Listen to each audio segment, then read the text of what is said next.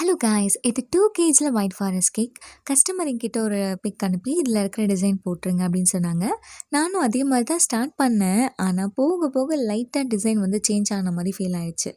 சரி பரவாயில்ல இருக்கட்டும் அப்படின்னு சொல்லிட்டு சுகர் பால்ஸ் வந்து நான் ஸ்ப்ரிங்கிள் பண்ண ஆரம்பித்தேன். சரி இதில் தான் சொதப்பிட்டோம், நம்ம நேமையாவது கரெக்டாக எழுதுவோம்னு சொல்லிட்டு ஹாப்பி பர்த்டேன்னு எழுதுறதுக்குள்ளேயே பயங்கர சொதப்பல். இது லாஸ்ட் மினிட் கேக் ஆர்டர்ன்றதுனால நான் ரொம்ப வேகமாக பண்ணேன். அப்புறம் எனக்கு டைமே இல்லை, ஹாஃப் அன் ஹவர் தான் டைம் இருந்துச்சு. நான் இன்னும் வேகமாக பண்ண ஆரம்பிச்சதுனால இவ்வளோ சொதப்பல்.